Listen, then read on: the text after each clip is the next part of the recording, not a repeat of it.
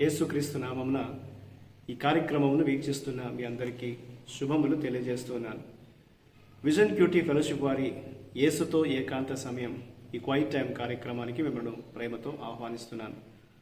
దేవుని వాక్యాన్ని అనుదినం ధ్యానించే సమయాన్ని దేవుడు మనకు దయచేస్తున్నందుకే దేవునికి వందనాలు తెలియజేస్తున్నాను.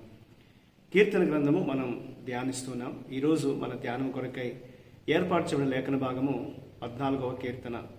ముందుగా మనం మొదటి 5 వచనాలు ఈ కీర్తనలో నుండి చదువుకుందాం.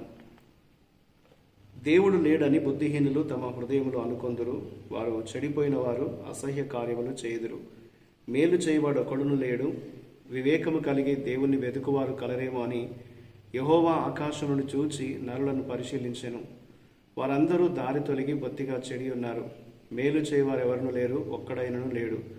యెహోవాకు ప్రార్థన చేయక ఆహారము మృంగునట్లు నా ప్రజలను మింగుచు పాపము చేయువారందరికీ తెలివి లేదా? పాపము చేయువారు బహుగా భయపడదురు. ఎందుకనగా దేవుడు నీతిమంతుల సంతానం పక్షమున నున్నాడు.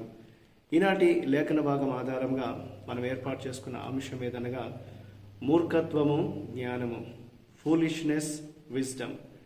నేటి వాక్య భాగం యొక్క సారాంశాన్ని మనం గమనించినట్లయితే, ఇతర దేశాలు దండెత్తడం, దుష్టులు నీతిమంతులను హింసించడము, దీనంతటికి కారణము దేవుణ్ణి నిరాకరించినటువంటి మూర్ఖత్వమని కీర్తనకారుడు గ్రహించాడు. దేవుడు వెతికినప్పుడు ఒక్క నీతిమంతుడు కూడా ఆయన కనుగొనలేకపోయాడు. దుష్టులు దేవుని ప్రజలను దోచుకున్నారు, దేవుణ్ణి తిరస్కరించారు. వారు మూర్ఖత్వము దేవునికి శత్రువులుగా వారిని మార్చినట్లుగా లేఖలను మనం చూస్తాం.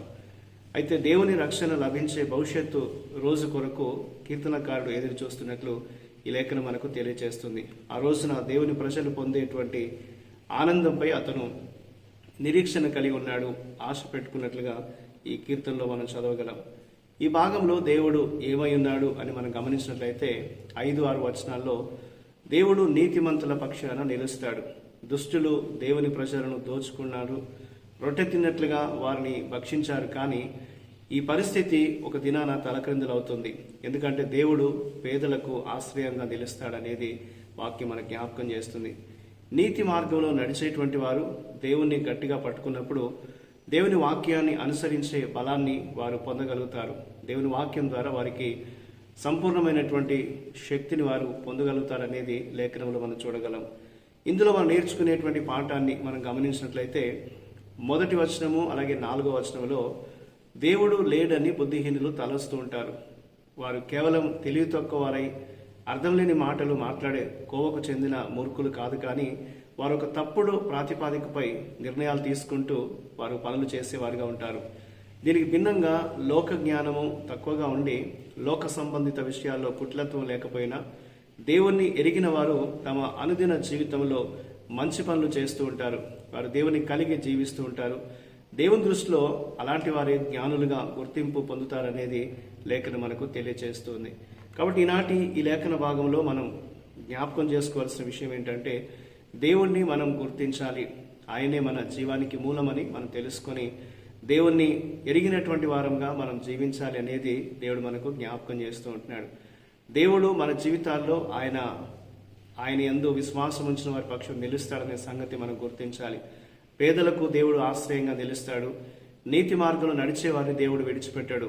ఎవరైతే దేవుని గట్టిగా పట్టుకుంటారో వారిని దేవుడు తన వాక్యం ద్వారా వారికి బలాన్ని అందించి వారి జీవితంలో ముందుకు సాగే విధంగా దేవుడు కృపనిస్తాడనేది ఈ లేఖనం మనకు జ్ఞాపకం చేస్తుంది. కాబట్టి మన అనుదిన జీవితంలో మనం దేవుని ఎరిగిన వారుగా దేవుని మార్గంలో మనం జీవిస్తూ దేవుని దృష్టిలో మనం జ్ఞానులంగా గుర్తింపు పొందాలి అనేది దేవుడు మనకు జ్ఞాపకం చేస్తూ ఉంటున్నాడు. కాబట్టి మనం దేవుణ్ణి సేవించడానికి దేవుడు తగినటువంటి జ్ఞానాన్ని మనకి ఇచ్చేటట్లు దేవునికి మనం ప్రార్థన చేయాలి. ఆయన గుర్తెరిగేటువంటి జీవితం మనం కలిగినట్లయితే, ఆయన కృపను మనము పొందుకొని దేవుని కొరకు మనం జీవించగలిగినట్లయితే దేవుని యొక్క సహాయాన్ని నిత్యము మనం పొందగలుగుతామనేది ఈ లేఖనం మనకు జ్ఞాపకం చేస్తుంది. కాబట్టి మనం దేవుడు లేడని తలంచే వారంగా కాకుండా దేవుణ్ణి ఎరిగిన వారుగా దేవుని యొక్క మార్గం నడుస్తూ మనం నీతిగా జీవించాలి అనేది దేవుడు మనకు ఈ కీర్తన ద్వారా జ్ఞాపకం చేస్తున్నాడు.